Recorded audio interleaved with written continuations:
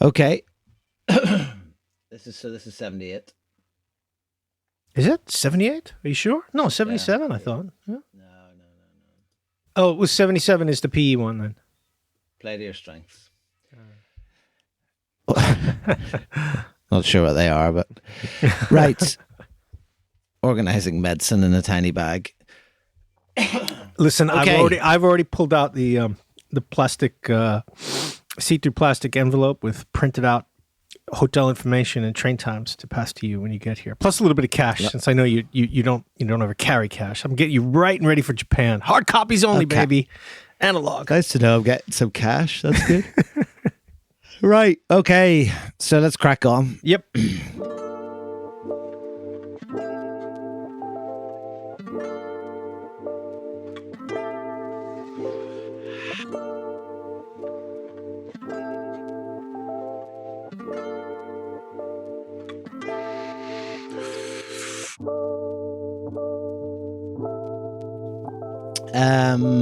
Okay, welcome everyone to episode 78 of the Tokyo Jazz Joints podcast. We're inching rather than climbing, maybe towards 100 episodes, which will be significant for us, if nothing else. James, how are you this week? Pretty damn good, man. Pretty damn good. Feeling well recovered, and after that unpleasant 10 days of illness, I've been catching up with some old friends. Arthur Guinness, Klaus-Heinz Stefaner from Bavaria. So yeah, enjoying a delayed holiday spirit here before getting back to work. You've always had that international friends group. I was known as Mr. UN for quite a lot of reasons back in college. Yeah. So how are things in Belfast? Good. Yeah. Grey skies. So I think you'd probably enjoy that, because it's from what I'm hearing from people back in the States, they're getting hit by one of those once in 100 years monster winter storms. So I could minus 30s. Take or leave that for sure. Yes. So we're going to stick with the hot jazz talk here. Yes, indeed. It's a bit of a time jump here. I've been telling people for at least the last 4 or 5 months, oh yeah, I'll be back. I was back in Japan twice this year, once in February and once in April. It turns out actually it was actually May. It's been a busy year, and as I was looking through the photographs and the notes and things like that, I realized it was actually kind of mid-May. So we finished that kind of February odyssey, which I have to say was a very hardcore trip, and this is the second trip of the year back for me, and a little more, not totally, but a little more leisurely perhaps this time.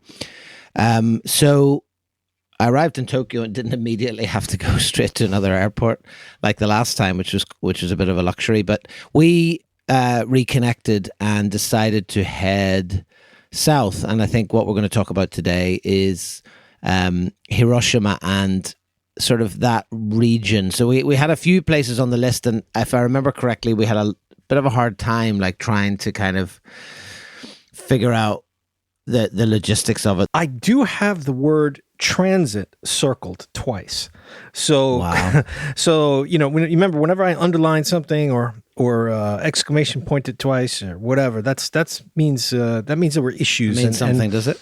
There were certainly transit issues. And, I think that part of it was, well, there were a couple things. One, as you said, it was pretty soon after your previous trip. So I think we didn't have the sort of usual rather extended preparation time where we'll often go back and forth, how about this place, how about that place, checking train schedules, where is it, how do you get there? We get, really meticulously planning out, because as we've said, sometimes if you miss that one train or bus, you are stuck for several hours and you might not make it in time to the next jazz joint, right? So that's how we usually do it. And this time, I think because it was, the trip was so much sooner, and again, it was a busy year for both of us.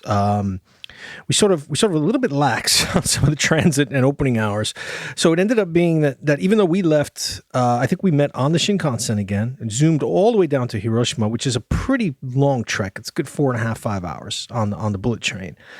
And but oh yeah, so that was the first time. That was the first time we met. Well, not the first time we met, but it was the first time we met on this trip, right? So I just picked you up at Shin Yokohama. Yeah, that's right. Because you come into Tokyo. I think you had a night or two. You went to a couple places just to maybe pick up some extra pictures and see some friends, and then we met on the train down there that morning, that Friday morning. And again, just because of schedules and perhaps not checking times, ended up being that our first joint to hit was already going to be 6 p.m. Friday night. And it wasn't even in Hiroshima. Remember, Phil, we dropped off the bags, we had a coffee, wandered around, and then we went to the beautiful seaside town of Onomichi. And I think some of our listeners will be like me, Japanese film fans. And so they're going to recognize Onomichi because it's the town where the couple came from in the great Ozu Yasujiro film, Tokyo Story. And there's a really famous film poster of Hara Setsuko and Ryu Chishu standing next to a small stone pagoda overlooking the sea and the hills in Onomichi town. So that was how I knew the town, and that was why I went there 20 plus years ago when I first came to Japan. And I think, like, unlike a lot of, as we've talked about, these regional cities, because it has that sort of old film connection, and it also seems to have recreated itself as a biking destination. Philip, do you remember when we got off the train at Onomichi and we had a couple hours to kill in the afternoon, and we noticed how many damn bicycle rental shops there were just on that one Shotengai? It was amazing. I've got it in the notes here. How many bike shops are here? And how many were there? 9. I had 11.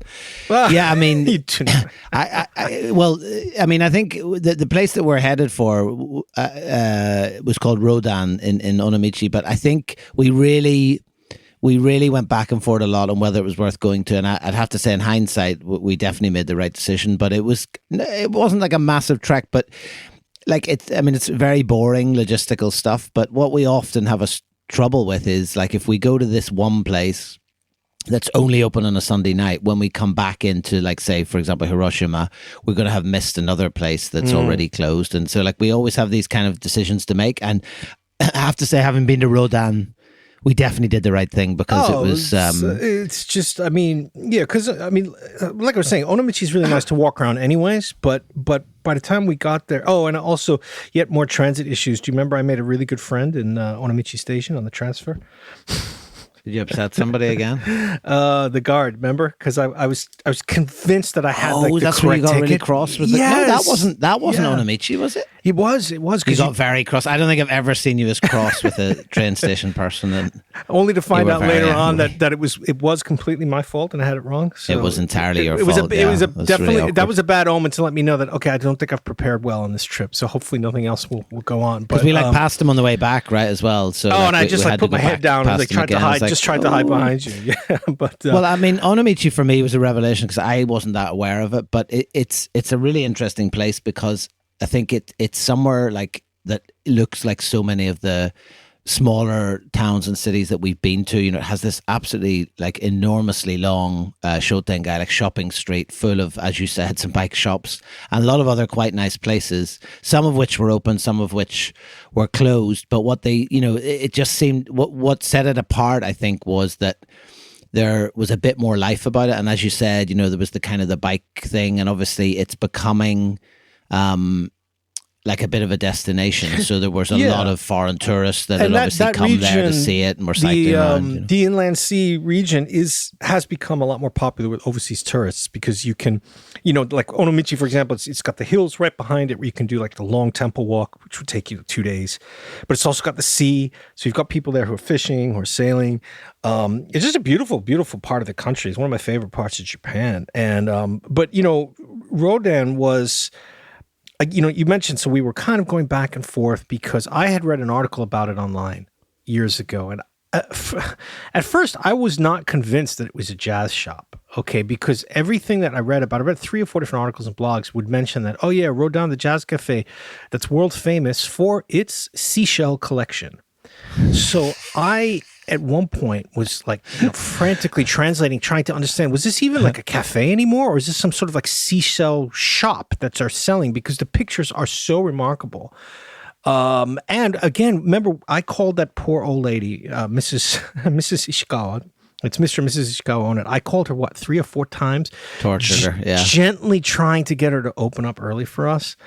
Letting her know, yeah, we don't have a lot of time. We got to rush back the train. I'm already down the street at an okonomiyaki shop. Remember, we were killing time eating some okonomiyaki. Yeah, there was no sense because we walked past a couple of times. So like we kind of located it, right, which is not hard because there's an enormous yellow sign outside which says literally Shell, as in the oil company, just to really underscore the point. And it's one of those places, that there's loads of little trinkets and things all over the door. But we must have walked, 3 or 4 times back past it, hoping to catch someone, like come outside cleaning the step or something. And often we've been in the situation where someone said, "Oh yeah, sure, just come in." But like you say, we went round for Okonomiyaki and I think you called again, and we just could not get the okay to come any earlier than the opening time. And then we were standing outside. I've got it was 5:56 p.m. and she opened the door to sort of like, change the sign to say open and put out the little stand, and she saw us lingering. She saw us and she just had a big smile on her face, and I was just like, "Oh, sorry, man." Yeah, it's me. Yeah. But I mean, she was wonderful.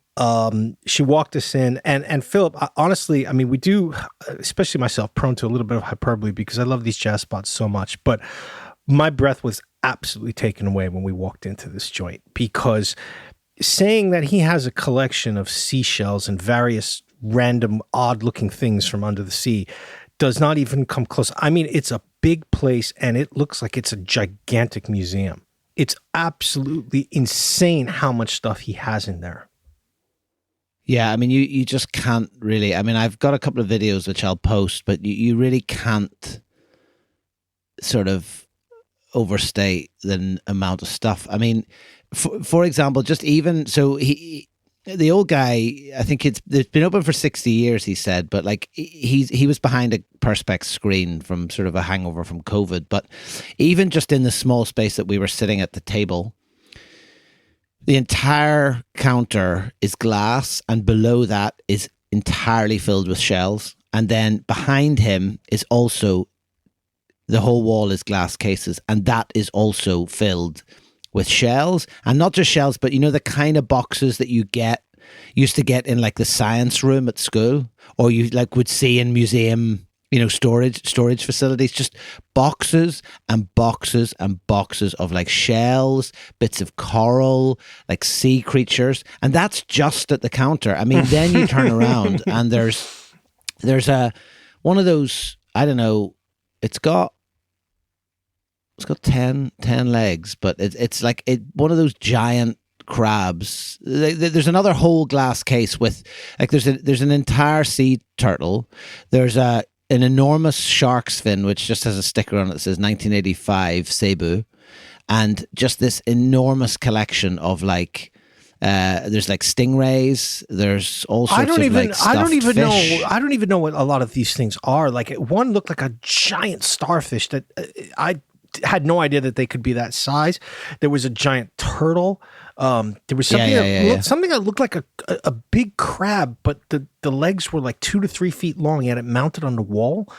That's what I'm talking about. Yeah. That's the 10-legged crab. So what are these, and how did you get them? It was just completely mystifying. Famously, we're not up on all sorts of marine terminology, but what I would say is it's the only jazz kisa we've ever been, or jazz cafe even, or jazz bar, whatever it actually is, that we've been in that has all that stuff, and it's kind of arranged around the sides of the room. So then within the middle of the room there's like what looks kind of almost like garden furniture. There's a couple of big tables and these kind of 4 or 5 wicker chairs around each place. Then there's an enormous kind of almost life-size stuffed dog carrying a can of beer. Don't know if you remember that. I don't remember the dog. I'm looking at my pictures now, and in addition to all that, in between some of these like giant cases filled with all the sea creatures, there's a vintage 1980s boombox. I mean, it looks like the kind of shit that you used to see in the Wiz, in the 80s back in Brooklyn. It just wonderful, wonderful clutter. Now, Philip, we only had, I think, 45 minutes before we had to get back. Yeah, it was short necessarily. And wasn't it? I discovered very quickly that Master Ishikawa, very similar to who we were talking about last week at Bar First here in Yokohama, unfortunately his hearing is kind of gone. And so I had to really lean in and yell loudly, and sometimes even his wife would then go and like basically shout it in his ear when we were having the conversation. So it was a little bit slow communicating, but I did get in the notes that he, like you said, they've been open 60 years. And most of what he has in the shop is really interesting because listen, like, as you said, neither of us are, knowledgeable in this area, but certainly a lot of this stuff could not have been from around Japan. And he said, no, most of it is from the Philippines. And he had a really good friend in the Philippines, so he would go there once or twice a year, and his friend would take him around so they could buy from local people and then bring it back into Japan. And immediately, I think we had the same thought, Philip. It's like, surely a lot of this stuff you're not supposed to just be picking up and bringing back into the country. I would say impossible. There was definite questions about the provenance of some of that stuff. I mean, certainly through the lens of history, looking back, I'm sure some of that stuff should not have ever been there in the first place, potentially. But, it feels even more kind of anachronistic now when you go in there. I mean, it's all perfectly well kept and it's all like labeled almost museum style. So, the person who did it obviously had a real interest in the subject matter. But, equally, it's just sort of, it's quite eerie and odd as well, like just to have all that stuff just in glass cases. Well, and then you just wonder what will happen to it as well. Do you remember? I did get a video of this, so I'll try to share that again on our social media, and I'll send you a copy. But do you remember the music that was playing when they finally put on some music? Oh yeah, it was Mambo. Yeah, it was Mambo number 9 or real, number 11, number 7. Real 1950s airport lounge Mambo music. I mean, it was just. Just the mixture of that and all the sea creatures was just really blowing my mind. Although I did read later on, we didn't get to chat about that, but afterwards I read about it online, put it in the notes. He does have, remember there's some stairs right near the front door. She actually, I think, had gone up there at one point. Yeah. And apparently that's where he keeps all of his old records, but he doesn't really play them. Now he told us he doesn't play them anymore because he was tired of jazz. Obviously that was him trying to be a bit, I guess, divert us from the fact that he doesn't play them anymore because he can't hear anymore very well, But in the article, it said that the guy interviewing him about 10 years ago said that, I don't even know how many albums I have because back in those days, if I liked a copy and I saw it again in another shop, I would always buy just a second one to give to someone or keep myself. So he's got 2 to 3 to 4 copies of a lot of the classic jazz records that he likes. And they're all stored upstairs. And again, I mean, now I just want to go back there and spend the whole evening there and be like, could I please just have some time with your collection? Not the seashells, the vinyl. Yeah, you can't touch the seashells. They're behind glass. I mean, I've got written here, so you mentioned his hearing. I've written owner dementia, so I don't know if he mentioned that or she mentioned that or that's just like an assumption based on the interaction. But I know that he told us multiple times that he didn't like modern jazz. Like he made it very clear that he was not a man of, once the jazz stopped swinging, he was out and he so yeah, and we've seen that with a lot of owners where, sometimes there's a sense maybe that, there wasn't much jazz made after the heyday of Blue Note and Prestige and so on. But sure, but actually this guy was further back in time again. He'd kind of stopped really at the end of the sort of big band and swing era, and he was insistent. He just kept saying it. Now whether or not he forgotten he'd said it or he just really wanted to underscore the point. But either way, that was kind of the impression I came away with. So, it was one of those places that we've been where just seeing it in and of itself is kind of worth going. And it is incredible. I mean, it doesn't fit in any shape or form, the sort of classic jazz Kisa model. And, at some point, maybe it did. Maybe it was always a little bit unique and unusual, but they, that's the thing, because they go through. I mean, they do every time you see it written about in Japanese, and I think even the front door sign. I'm trying to find the old pic I had of that. It does say jazz and seashells, and then it also says it in Japanese. In katakana, jazz and kai, the Chinese character for seashells. So I'm assuming it's kind of like what you said, that he probably maybe back then was playing more because the customers were basically expecting it as a jazz cafe, and over time his marine hobby overtook that. Clearly it's the priority, but again, yeah, totally worth visiting for sure. Just a ridiculous place. Yeah, amazing. And I don't know if we ever got into why it was called Rodin either, but no, didn't we have it? We had a lot of question about that too, because you see it. It's the I think the pronunciation in the katakana script is more Rodin, rather than Rodin. Oh, is it? Yeah, but I mean that's so. also going to be an approximation, right? So I don't even think we asked that. Anyway, more great research and preparation moments. That's just just really fantastic. Really getting into the weeds and the details. So impressive. Yeah, no, it just says Rodin on the door, so it must be Rodin, presumably named after Rodin. But anyway, which again sort of just adds to the eclecticism of the whole place. But so yeah, we it was one of those ones where I think successfully, it's definitely worth going to, and you come away with that sense of like, I'm glad we made that trip. But as you said, there's not a lot of trains, so we were in transit once again to get back to Hiroshima City, and we went initially to a place that definitely screams jazz. It's called Mingus. No mystery about the name. No mystery. No of mystery. The name. Yes. And Mingus is even on the sign, just in case there was any ambiguity. But I think for me, this looking back, I've told this story a few times now to people, but I think for me, probably this was one of the really enduring experiences. And I'm thoroughly glad that we managed to sneak into Mingus. I don't know if you want me to tell you how I remember it, but well, you have to start, and because that this is one of my favorite things is the sign outside. So Jazz and Mingus is in downtown Hiroshima. It's in the nighttime area, so there's tons of these signs for shops and bars and restaurants. But this one is a freestanding one, a big square black sign. It says Jazz and Mingus in English and Japanese, and then it says Honkaku na old JBL sound system. So which means like Honkaku means like the real thing.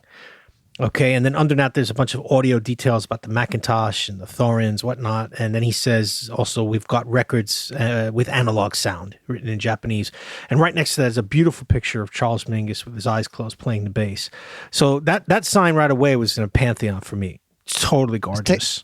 Ticking all the boxes so far. And when we went in, so when we went in, there was a woman of, I would say, probably slightly older than us, maybe in her mid-50s, who was sitting at the bar, and she said "Irashaimashsen." So we immediately thought, oh, okay, this must be the owner. So then there was a little bit of sort of uncertainty, and we kind of took a seat, and then the owner emerged from the toilet. It was actually a much older man, right? Mm-hmm. So he appeared from the toilet, and again he was, "Irashaimashsen."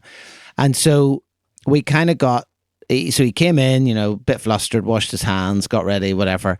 And then I just remember him coming over sort of to me and saying, and we I think we had read about this or somehow we knew, but there was this sense that there was going to be live music, right? So he came over and he sort of said, "Oh, there's a charge." And it was like quite expensive, right? So it was about 3,500 yen or something 4, like that. Which it was 4,000. It was 4,000, and it was already pretty late. So we were probably thinking like, we might just be in there for one drink, And I was thinking, where's the music? So I remember saying, he said, I said, yeah, that's okay, because I think he probably maybe tourists come in. He says the 4,000 yen. They're like, well, that's very expensive, so people might leave or whatever. But and then I think I said to him, "Oh yes, but is there going to be live music?" And he sort of said, "Oh no, that's already finished." That's already finished. At which point you're thinking, okay, so I'm paying 4,000 yen for live music, but the live music is already finished. And this was early, right? I mean, this can't have been any later than like about, it was about 9:30, I think. I think about 9:30. I had it down to 10. I think I started taking notes around 10. So yeah, but so it seemed a little early, especially because it was a Friday, and then, but Philip, while this was going on, I was kind of looking around, thinking like, wait a second, there's no performance space. Like Mingus is just a little bit tiny square with a U-shaped bar.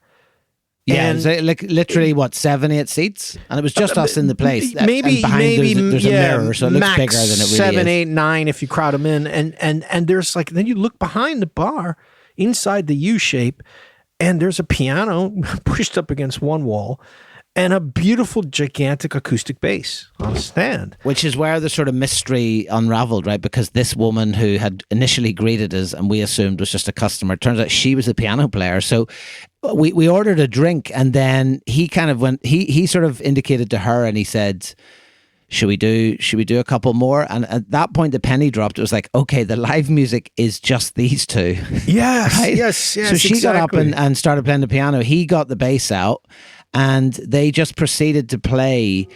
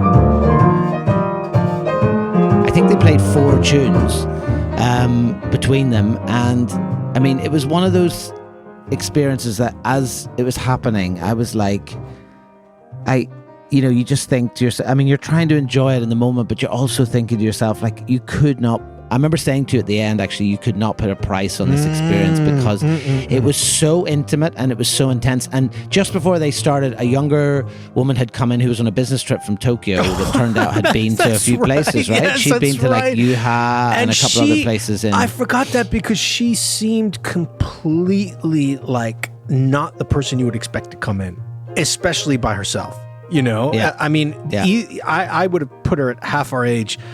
And coming from Tokyo, it was just like, well, what do you do? You know, here on business? Are you a jazz fan? And yeah, as you said, like once the conversation got going, when they finished that wonderful live set, which I have to mention before we stop talking about that though, Philip, one of the reasons I think you used the word intimate, which is really good, because we're sitting there behind the bar. He's not even 8 feet away from me, playing this acoustic bass, and you could just feel the sound enveloping you, because it's very rare you're sitting that close. I don't go to studio, I don't go to a studio to hear recordings, and at a club you're at a distance, sitting that close to the bass, and how warm it was just unbelievable. I have written in the notes here, even a gorgeous version of My Funny Valentine, which is, as you would guess, not a song that I enjoy listening to, but having the two of them duet on it instrumentally, just wonderful.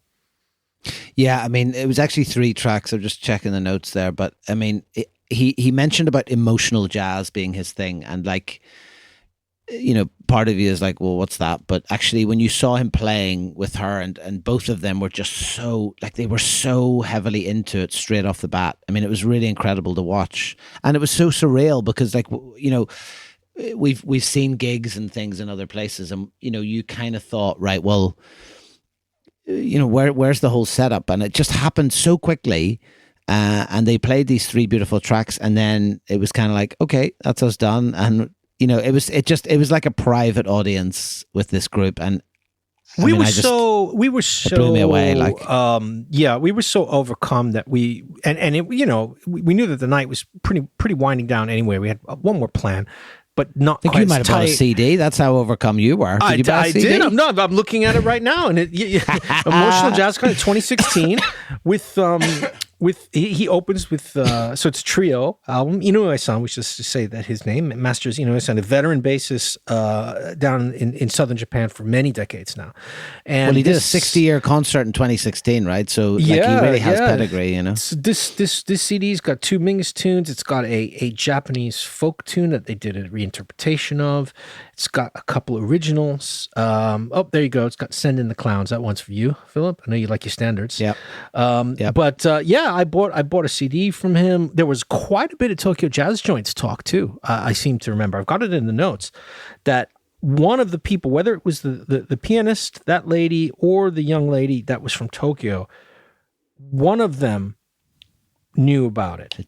I've got it written down here. It definitely wasn't the pianist. I think you're making that up a bit. And no, I've got it in the notes. It says TJJ and J Jazz Map Book. Well, I gave the customer like a sticker, I think, or something like this is the project. But the reason I'm casting aspersions on your notes is that there is a sort of a certain point of any evening where you start to buy things in Jazz Kisa, if anything's available. So if there's any sort of merch, CDs, there's a certain point after which you sort of start buying things. So that's why I'm wondering, did that get lost in translation, or did you just make those notes up? It might have been. It might be, looking at the notes here, it might be TJJ / and then read J Jazz Map Book. The J Jazz Map Book is a Japanese jazz guide that you have for Tokyo, you have for the whole country. We have copies of them. So maybe that was how she knew about some of the jazz keys, and TJJ was just when you were she was going on business trips, I think, and I know certainly she'd been to Yuha in Tokyo, because she said, I go to some in Tokyo, and I said, where have you been? But do you remember he waxed lyrical a lot about the bass? He talked a lot about the bass, and again, it was one of those places you wondered how much longer, because he seemed pretty healthy, but he's still smoking away, still drinking away, and I know the hours now are reduced from 7 to 10. It's only on certain evenings, so it's obviously condensing how much that he can actually do. So it was even more sort of incumbent, I think, to get there on this particular trip. But he threw us a real curveball at one point, because I don't know if you remembered, I don't know how we got onto this topic, but I've just got written here, couldn't stop crying over Mother Teresa's death. Do you remember that bit? Yes, now I do remember that. He was... It was like, really, we were both like, huh. Yeah, that was very, very random. That was extremely random. Yeah. And we all know that the deep bond that exists between Mother Teresa's charitable works and jazz musicians worldwide. I mean, she was the jazziest nun of all. I mean, it was apart from maybe Julie Andrews and Sound of Music. Philip, I'm thinking that by the time that conversation came in, because we'd also had I think we had like a local beer, at least I did, on the train back from Onomichi. So I was probably getting a little bit into it by then, and the notes started getting sloppy. So I can't believe I didn't write that down, but I do remember it. I think we laughed about that for quite the next couple of days. Yeah, actually. It was sort of very, very random, kind of hazier time. It was like whiskeys were involved, and it was just definitely. I was also like, okay, a couple came in.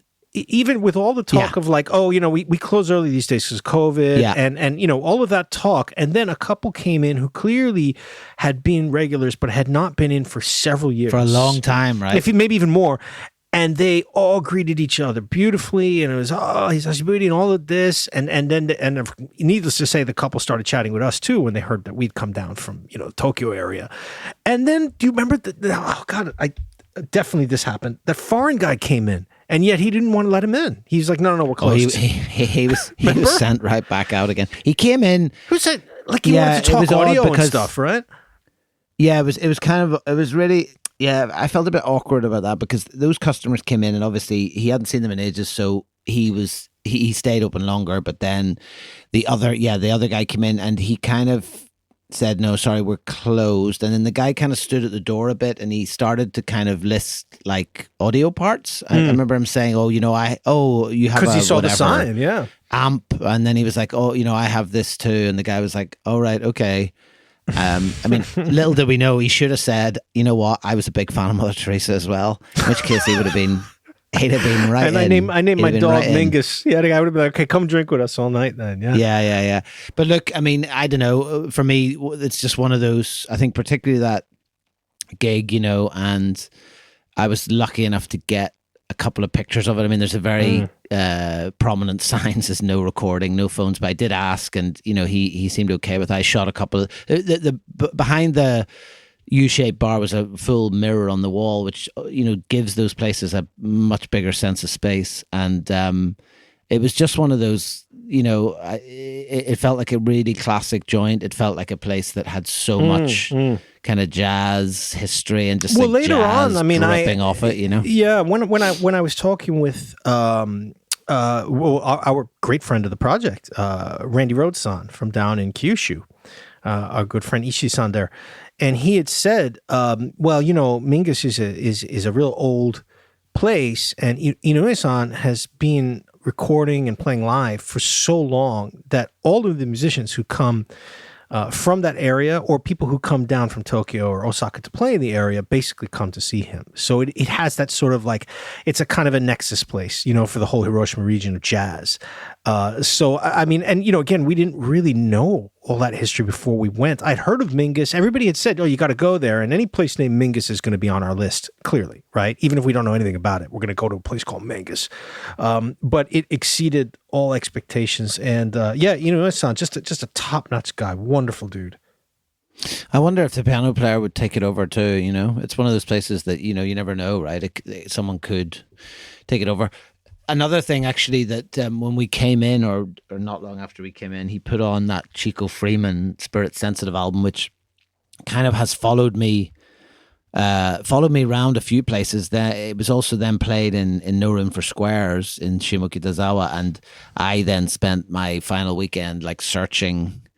Didn't you buy it? Didn't you buy it? I did, but I found it in the end, actually, and then right. Yeah, it was one of the tracks on the album was playing when Julie and I got engaged at the end of the trip. So like it has a very sort of poignant memory for me, that particular track. But that was the first place I sort of thought, hang on, that's that album again. I'd seen it a few places, and then he was playing, and I was like, oh, this is beautiful. It's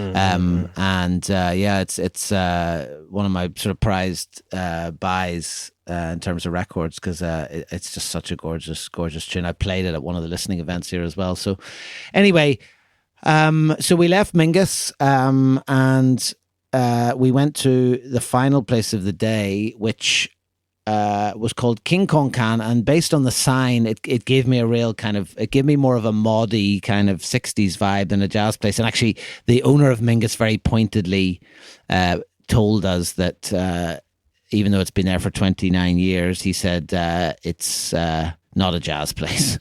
Yeah. So, but we went anyway, right? We did go anyway. And you know what? I'm thinking that there's been a couple examples of this. Most recently, do you remember Blue Note in Nagasaki? Which yes. had been, obviously with the name Blue Note, clearly a jazz kisa. And then new ownership came in, kept the name, but sort of changed the vibe and played a lot of variety of music, not just jazz. And so some of the Nagasaki jazz people are like, oh, yeah, you don't need to go there. It's not good anymore, despite being called Blue Note. So it's kind of like that kind of vibe because, yeah, King Kong Kan, I've got in the notes here, and they are very messy because at this point, I think I was very overserved. 29 years, second owner, playing a jazz best of mix CD. It's great. No, I'll tell you what it was. It was literally, no, that's what I call jazz. There is no such thing as now. That's what I call jazz. It is. There is not. There is not. That's like freaking like Ibiza techno or whatever. That's that series. There's no jazz version of that. Come on. All right. Well, first of all, it's called Ibiza, but secondly, no, that I'm going to look it up. Hang on. That's what I call jazz. That's what I call music. Yeah, there you go. No, that's what I call jazz album. There's not. Here's the track. Nonsense. Here's the track listing. First track, "Fly Me to the Moon," Frank Sinatra. Second tune, "Haven't Met You Yet," Michael Bublé. Well, see, I told you it's not a jazz series, right? So, I'm no good, Amy Winehouse. Well, it's clearly Fourth not a track, jazz "Liquid series. Spirit," Gregory Porter. It's a real mixture. Getting better there. Getting better. Gregory Porter. Okay, yeah. Oh my God. That's what I call jazz. That's what he was playing. Well, now you know what your wedding present's going to be, Philip. I mean, so there you go. Sorry, I've already got 4 copies, so I just buy some for extra to give to friends. Seriously, I've got the notes. Yeah, he's playing like a best of jazz mix CD. But that actually, he was playing Enka when we came in. A lot of when CDs we came in, he was wall. playing Enka. Was he playing Enka? No, I don't remember that at all. Yeah, so when we came in, he was playing Enka, which is this, it's kind of like Japanese kind of folk, folk songs Folk about country sort of longing music, and very lost loves. maudlin It's and sort of like, schmaltzy. Yeah. Mm. And we were like, oh, okay, well, we're in now. And then, as you said, there's these little sort of, there's more than little, but you find little things like, Blue Note stickers on the beer taps and these little kind of hints. And actually then once we got talking to him, he's a lovely guy. And what he said really was that he kind of, rather than being sort of a very strict jazz place like Mingus, that he just kind of puts on whatever music the customers want, So it is that sense of a place was one thing at one time and has probably over the years just kind of evolved. That makes sense that the Enka was playing then, because I think that when we came in, there was like maybe 2 or 3 older salarymen who were by the window, like having a drink, and that seemed like the kind of customers who might request Enka. But then he put on some jazz for us, and I believe we did have some jazz talk with him. It was jazz talk, and I thought, did he not at some point then put on? I think he put on like actual proper albums at some. It was either Sonny Rollins or Bobby Hutcherson. There's something he played afterwards, because he put that on as kind of this is okay. So you want jazz, and then either he asked or you spotted something, because I remember you saying to me, "I'd love to hear something." One of the pictures I have, I mean, is a gigantic shelf of CDs. Tons stacked out all over the place. There's hundreds of CDs in there, so definitely there would have been some jazz albums. And he's got, like you mentioned, there's the Blue Note series poster up on the wall. So definitely, I think if we said to him, we want to hear some jazz, it's not a problem. He's got it there in the collection, along with some classic rock and Enka or whatever. So, yeah, I mean, it's actually on the door as well. Like if you look at I must have been really tired at this point. I've only got about 4 photos, but actually on the door and the glass it says King Kong Kang, and then below it says Blue Note Club. Like etched on the glass, and then there's the Blue Note sticker. There's also one in the toilet. This is weird, because record label. The picture I have captured the TV behind the counter above the big speakers, and Philip, it says Queen, and then underneath it says in Japanese there was tribute band. Sorts. So it was a Queen tribute band video. That sounds really horrible, but wacky place. I mean, look, a good place to end the night, and definitely a place like for some good tunes. That's just, is it a jazz bar? I don't know. Well, if it plays Bublé, it's a jazz bar for me. Yes. I mean, there's that Christmas spirit. Oh dear.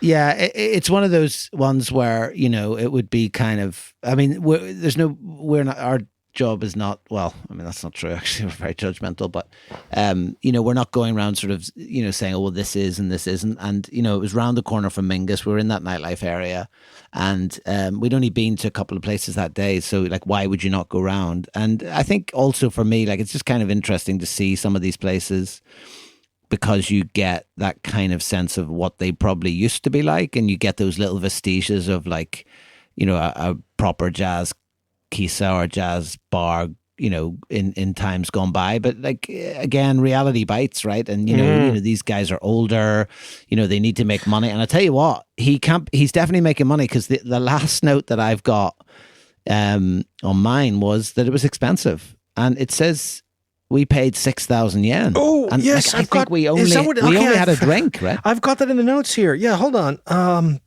Expensive, 6,000 yen, 2 beers and 1 whiskey. You must have ordered a very fine whiskey then. No, it was like nothing fancy. Wow, so that's okay. That makes me think that then again, it's really small. So that the table charge was probably something like 1,500 yen. You know, and then, but I mean, you know, you mentioned it on the last show, Philip, when you were up in Tohoku, Kelly, which had closed down, which had been on sort of an upper floor of a building. It kind of has that feeling, you know, that it's in this like 4th or 5th floor. It's in the night area. It probably had a long history, but maybe they just couldn't hack it as a straight jazz bar anymore. So he sort of opened it up a bit and raised the prices. Do, right? Yeah. Was he the guy, you know, we never got his name. Somewhere on this trip, was he the guy that actually came and like took us out to like send us off? I have a memory of that, like the guy that came down the elevator with us to sort of like see us off. I think that was that him, yeah?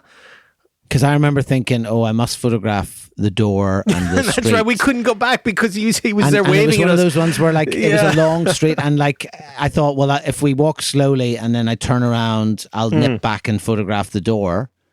And then when I looked around, he was still like waving, and like even when we got to the corner of the street, he was still. It was a bit of it was definitely a bit of a trek from that street to our hotel. We had told him we were where we'd come down with tourists and where we were staying, and probably he picked up that we were a little loopy, so maybe he was thinking like, okay, I need to like get these guys out of here on the right street, because if they turn to the wrong direction, they're going to get definitely lost in a maze. You know, make sure you go that way. Keep going, turn left. I'll watch you. I definitely didn't get to photograph the outside because it was too embarrassing. I thought if I go back and he's like still there waving, it's going to be so awkward.